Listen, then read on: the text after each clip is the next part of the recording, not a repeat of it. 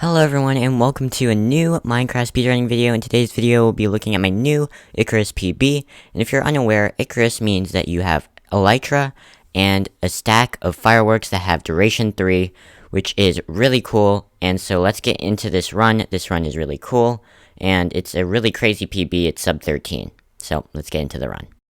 And so Icarus is really cool because, again, you get the Elytra, and your ability to fly makes you go really fast and makes a lot of worlds playable. When you're resetting for RSG, you're probably going to get around 1 sub 30 world per around 75 to 100 worlds, which is not great, but it's just not great. In Icarus, you can probably get around 1 in every 10 sub 30 ish, probably, if you played it correctly. And that's just how Icarus works. But getting a really fast time in Icarus is extremely hard. You're going to be playing for Shipwreck and Buried Treasure like I do in this run. I'm going to grab the iron from the Shipwreck and then go for a Buried Treasure to get some food for the run. And this is usually all the food that you're going to use for the rest of the run, which is a bit unfortunate because sometimes you'd only get like 2 salmon and 2 cod, which isn't that much to work off of. But in this run, it's okay. I think I get like seven salmon, which is actually not bad. But yeah, I've been grinding this category for around 2.5 weeks, 3 weeks maybe, and it's been really fun, but really challenging at the same time. I've been going for sub 15 runs, but after I got this run and a 1303 run, I also got a third sub 15 recently. I'm pretty much going to be trying to get a top 10 Icarus time, which is going to take a really long time to get, I think, but I think I can do it. And we can just see here, we're going to do some basic tool crafting, and we're going to craft our bucket and everything that we need here. I also have iron nuggets, which I craft into an extra iron ingot for absolutely no reason.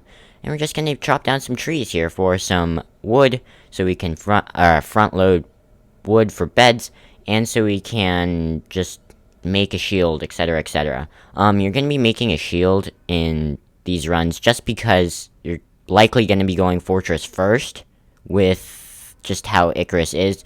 Fortresses are bigger and more likely to find compared to bastions, so you're probably going to run into a fortress first. And you're probably going to want to play that fortress first just because you want it to be linear.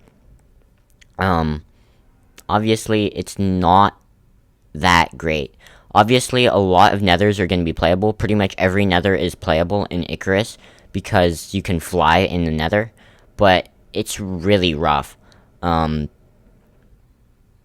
would need a pretty good nether like I get in this run to actually have a chance at the world record or a top 10 time, I believe.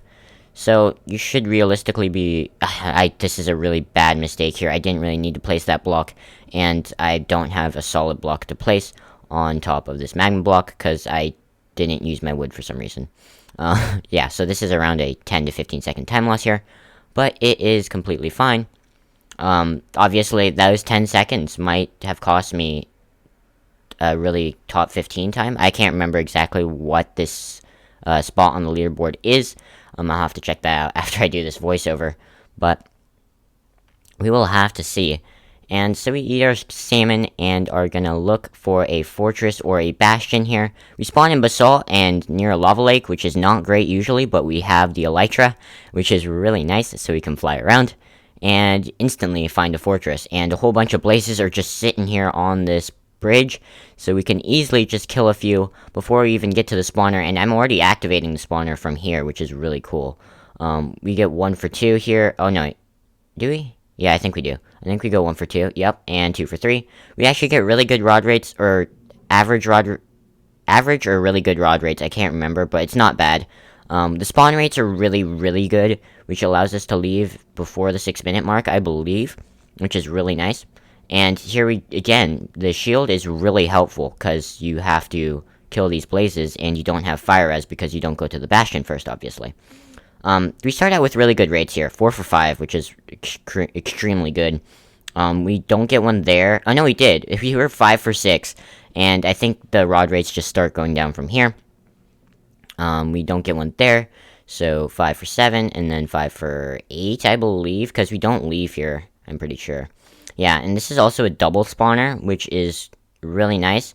I don't think this spawner really gives me any spawns though, so it's kind of an oof. We get this one here, which is just enough for the sixth rod, and we are heading out to look for a bastion.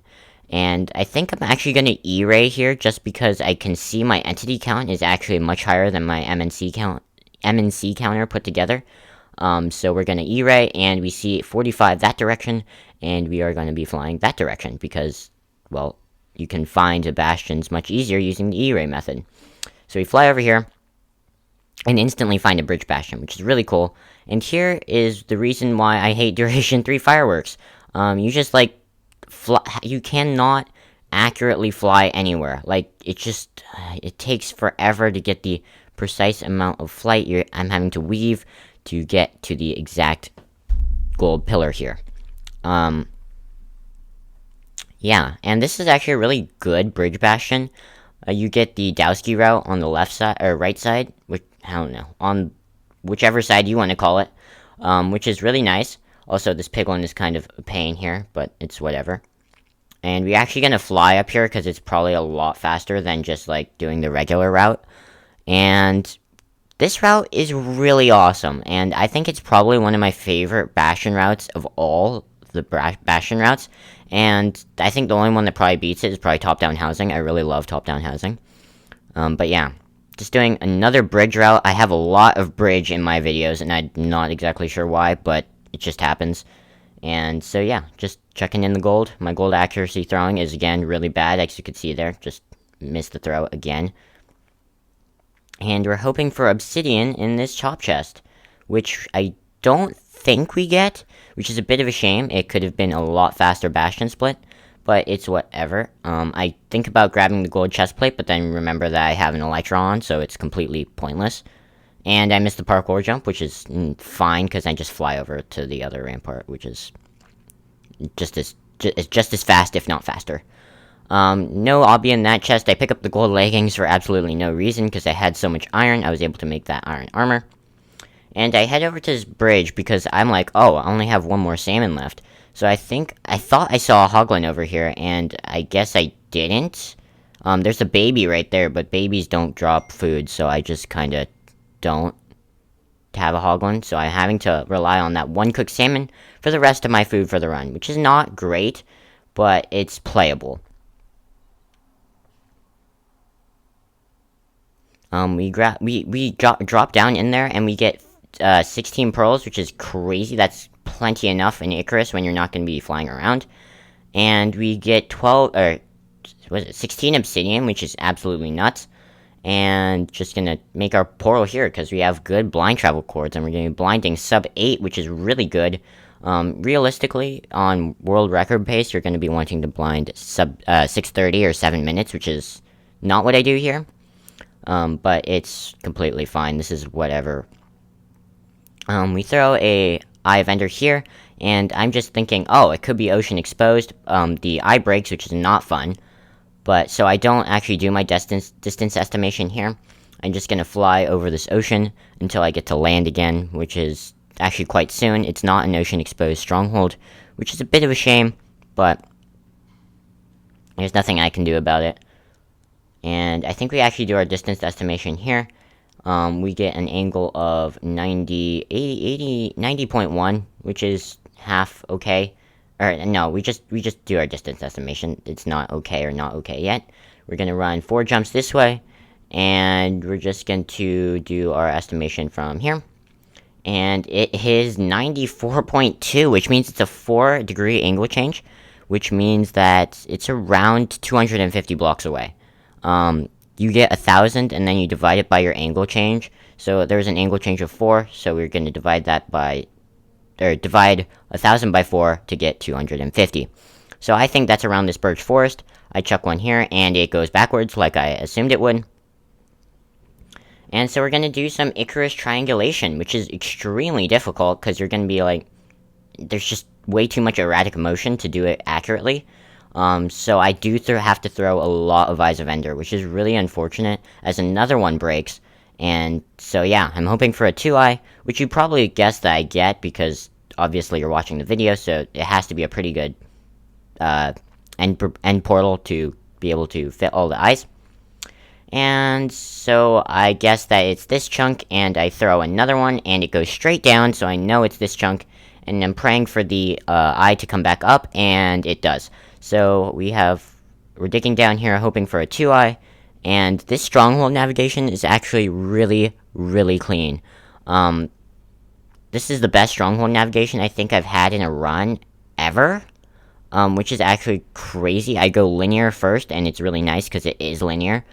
Go down the staircase, through this door. I see light through this door, so I decide to go this way, and there's the portal room, which is extremely nice. It's a 2-eye like I needed, and we're going to be entering the end at 10:30, which is mind-bogglingly fast, and is the pace that I would want to be on. I have 2 stacks of string, which gives us a ton of beds, and I need to craft my beds, yep.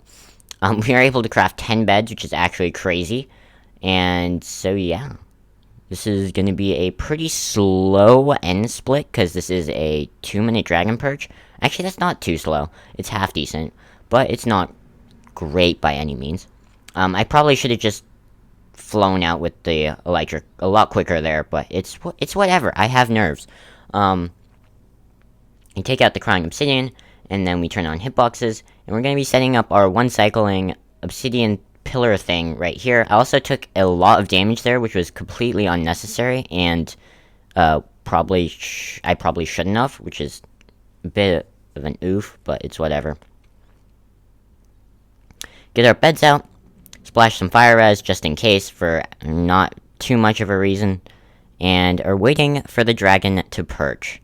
I've been grinding this category for a bit, and I hope to get a really good run on it soon. And yeah, this category is actually really fun, but it's kind of stressful. I'm also trying to get a better FSG time, because I definitely know I can get a better one if I get the seed. The looting 3 generators just take so long to generate a seed for me. It's just kind of a pain right now. Yeah. And the dragon's still not perching. So, yeah, I haven't been running that much RSG recently, and that's just mostly because I have that 1620, which is actually a really good time. I should probably start running for sub 20 some more, just so I can have even more sub 20s, because sub 20s are cool. Oh, this dragon east-west perches, because I'm so far away from the end pillar. That's unfortunate. I forgot about that. And we actually do this extremely badly. 3 beds. 4 beds, that's really bad. 5 beds, and 6 beds. Oh, that was clean. Which is really scary. When it east-west perches, it's actually really scary. But I do get the 1 cycle, and this is, yeah, a 1247, which is around the numbers I said at the beginning of the video, I believe. And this was actually really fun, so if you did enjoy, please like and subscribe. I would really appreciate it. Also, share the video, because that would be really nice, too.